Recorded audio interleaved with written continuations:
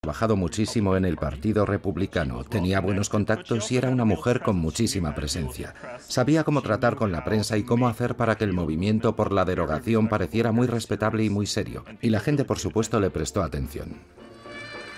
Pauline Sabin pertenecía a la alta sociedad neoyorquina, pero era inteligente y se dio cuenta de que el éxito del movimiento dependería también de la incorporación de mujeres de todas las clases y de todo el país. Su intención era reclutar mujeres de todos los sectores sociales, trabajadoras de fábricas, amas de casa, profesionales, y unirlas para declarar básicamente que la mujer no apoyaba la prohibición y que el movimiento por la templanza tenía que dejar de hablar en su nombre, que reconociera que las mujeres podían tener opiniones distintas sobre la prohibición. En el fondo lo que hizo fue que las mujeres pudieran declarar sin avergonzarse: no, a mí tampoco me gusta la prohibición. Durante más de un siglo, las mujeres habían sido un elemento esencial en la lucha a favor de la ley seca. Ahora estaban empezando a ser un elemento básico en la lucha para terminar con ella, y utilizaban los mismos argumentos pero dándoles la vuelta. La mayor amenaza a la protección de la familia estadounidense, decían ahora, no era el alcohol, sino la prohibición. Pauline Sabin y sus seguidoras lograron ganar a la oposición prohibicionista con sus argumentos, sus campañas y sus promesas. Organizaron desfiles y mítines, produjeron anuncios en la radio, organizaron caravanas de automóviles y vuelos pilotados por mujeres. Despertó su entusiasmo y las puso en marcha. Fueron por todo el país.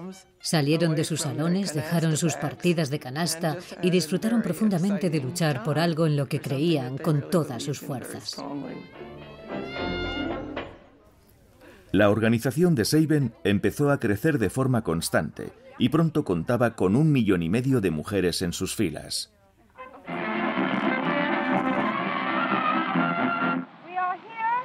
Con la fuerza de la presencia de 1.000 mujeres, estamos hoy aquí en el Capitolio para informar a los miembros del Congreso y del Senado que no apoyaremos a candidatos que no se comprometan a librar a este país de una ley que nos ha convertido en un país de hipócritas y que ha socavado nuestra fibra moral. Válgame el cielo, declaró el senador republicano James Wadsworth, que había perdido su escaño en 1926 tras el duro ataque de los prohibicionistas. Si las mujeres unen sus fuerzas a las nuestras, existe la posibilidad de lograr la derogación. Del asesinato a la masacre. Lo cierto es que parecía creer que podía ser padre de familia, hacer contrabando de licor y matar a gente cuando fuera necesario, y salir totalmente impune. Quizá fuera ingenuo por su parte, pero Capone parecía pensar que podía hacerlo.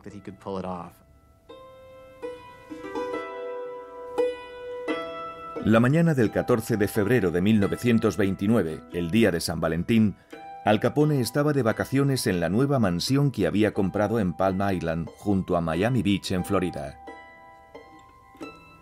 En Chicago, la tregua que Capone había tratado de imponer en las bandas mafiosas de la ciudad había vuelto a fracasar.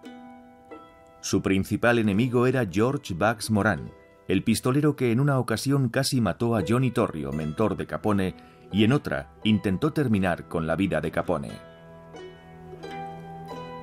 Moran detestaba a Capone y le encantaba decírselo a los periodistas. Según él, Capone era una bestia y un monstruo, lo más rastrero y despreciable, porque se dedicaba a la carne, la prostitución, además de a la cerveza. Aquella mañana en Chicago, según uno de los muchos relatos contradictorios que existen, Moran recibió una llamada de teléfono. Era de un secuestrador que no se identificó y que le dijo que tenía un importante cargamento de whisky robado a la venta. Moran le dijo que lo llevara a un garaje en el número 2122 de la calle Clark.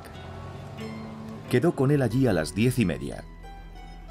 A la hora acordada, 7 hombres de Moran esperaban en el garaje la llegada del secuestrador. Moran aún no había llegado. Había parado a cortarse el pelo.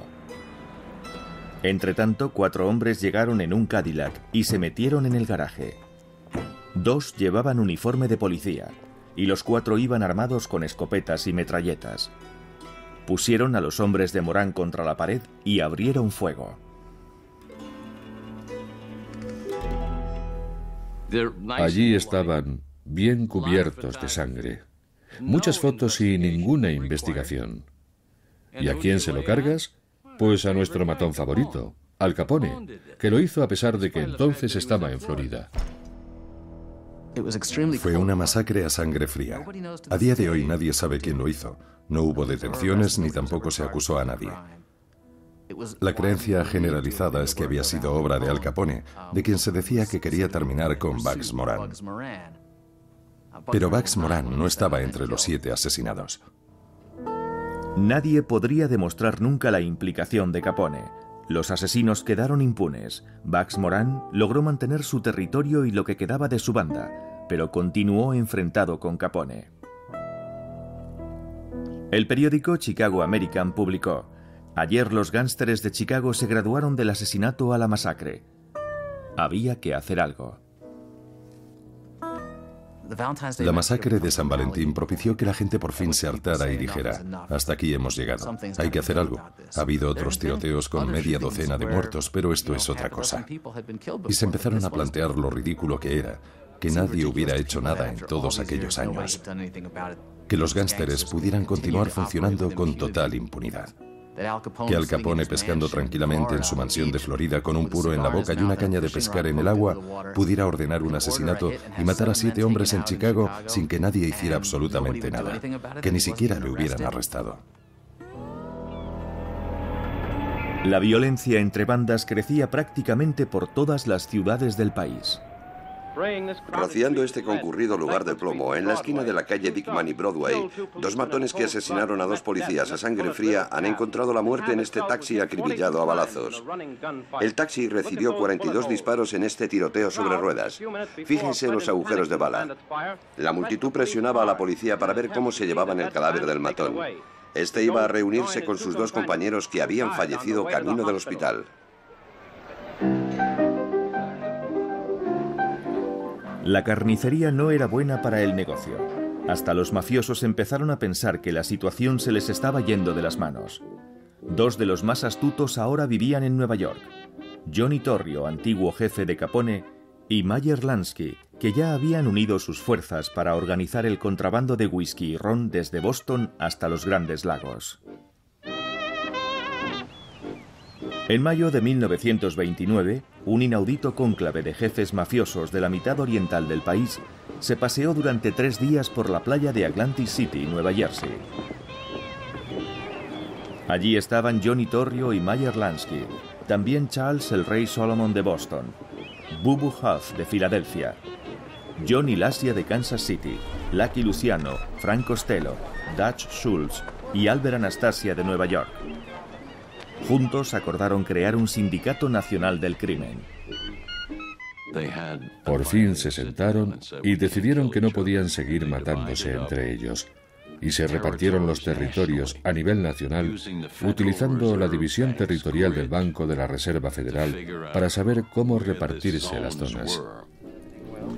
Uno de los objetivos de la prohibición había sido reducir la delincuencia, pero en lugar de eso había proporcionado a delincuentes de poca monta todo un mundo de oportunidades para multiplicar sus ganancias y su poder de forma exponencial. Durante la prohibición aprendieron a hacer lo que tendrían que hacer en el futuro en todo tipo de crimen organizado que hemos conocido desde entonces. Cómo controlar el dinero, cómo controlar a sus hombres, cómo repartirse los territorios, cómo cooperar y cómo poner fin a los enfrentamientos. Para las organizaciones criminales en los Estados Unidos, la ley seca supuso todo un perfeccionamiento. Fue la licenciatura y el doctorado. Al Capone también había asistido a la cumbre de Atlantic City, convocada en parte a raíz de la masacre de San Valentín que tanta publicidad no deseada generó. Después, en declaraciones a un periodista, dijo: «En Atlantic City acordamos enterrar el pasado y olvidar los enfrentamientos en el futuro por el bien general de todos los implicados». En Chicago, el bien general normalmente significaba el bien de Capone. Su negocio iba viento en popa. La cerveza ilegal fluía con la abundancia de siempre y parecía que nadie podía tocarle.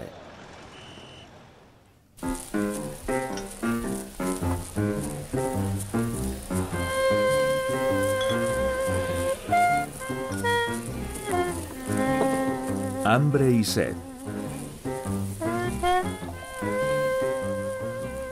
Alguien cometió un error y la orgía más cara de la historia llegó a su fin. De todos modos, era un tiempo prestado. Los ricos del país, el 10% de la población, viviendo con la despreocupación de los grandes duques y la informalidad de las coristas. Aun cuando estabas sin un centavo, el dinero no te preocupaba, porque abundaba con profusión a tu alrededor. Ahora el cinturón vuelve a apretar y ponemos la pertinente cara de horror al recordar nuestra juventud desperdiciada. F. Scott Fitzgerald.